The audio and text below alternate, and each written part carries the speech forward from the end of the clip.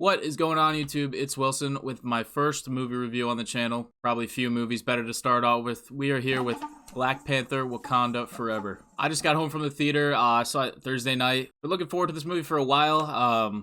Obviously, following the death of Chadwick Boseman, this had a lot, not riding on it, but there was a lot of pressure from everyone involved to see how they would handle such an unexpected tragedy. I'm happy to say pressure makes diamonds. This movie's amazing. This is going to be non-spoiler. I think I'll do a spoiler one this weekend. As always, if you like what you see, drop a like, comment, subscribe. Let's get into it.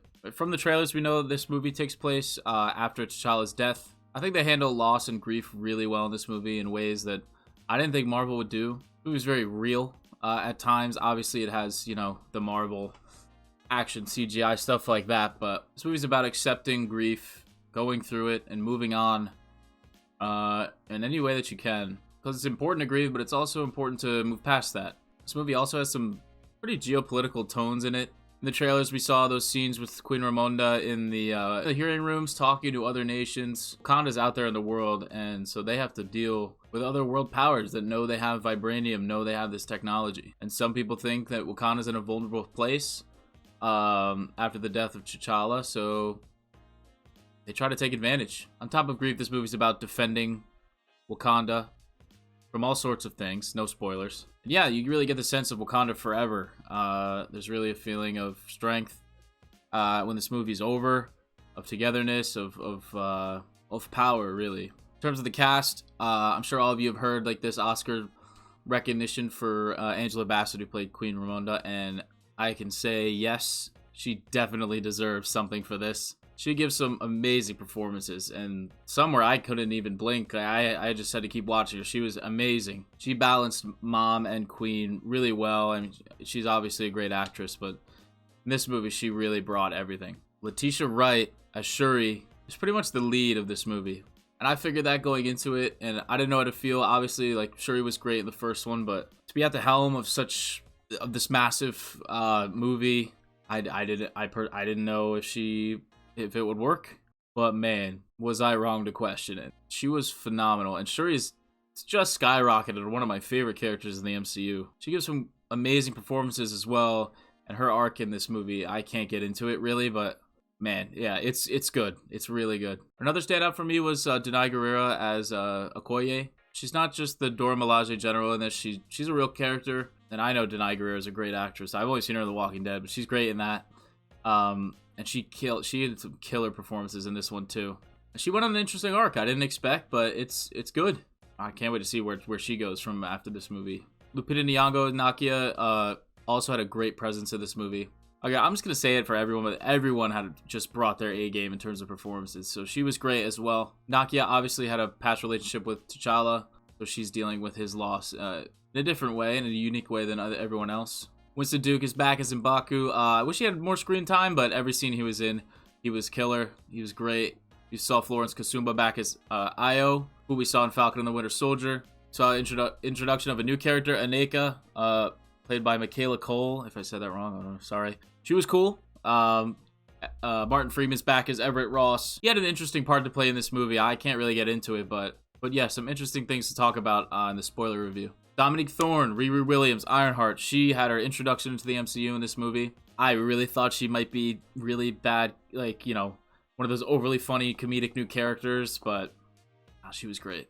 Don't get me wrong, she was hilarious, but in the good way. I mean, the humor in this movie, I know everyone, you know, Marvel humor, all that stuff. The humor was really well placed, and it made sense. It wasn't just a joke for the joke's sake. It was good. She was at the butt of a lot of jokes, and she was really funny.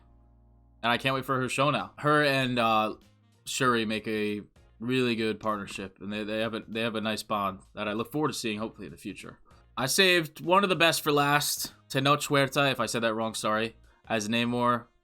Whew, man, he's absolutely one of my favorite antagonists in the Marvel Cinematic Universe thus far. He had such a presence about him. He was badass. His power set was incredible, but it wasn't just badass. It made him one of my favorite parts of this movie, you understood why he was doing what he was doing, which is what you want from a villain. He's up there with the Thanoses and the Killmongers. I mean, he was just great. His performance was killer, as like I said, everyone else's is. And you just understand him. I mean, his origin story is great. Why he's doing what he's doing, the reasons behind it, like I said, you just understand and you get it. But he's just not going about it in the best of ways. My only real qualm with this movie, I guess, is the length. It felt a little long at times, but sometimes it worked in its favor. So you sit in these sad, grieving moments, and it earns that. But I did find myself, at some points going like, geez, man, this movie's long. I could feel it. But I mean, the story, the characters, everyone brought their A game. What they had to do, they dealt with T'Challa's death and Chadwick's death in such a graceful manner, and it felt seamless. And obviously, I wish there were, he was still with us, but in the reality that we live in, that he's not here, this is probably up there with the best they could do. A couple other things, the visuals were insane. The CGI, I know Phase 4 has been getting some stick.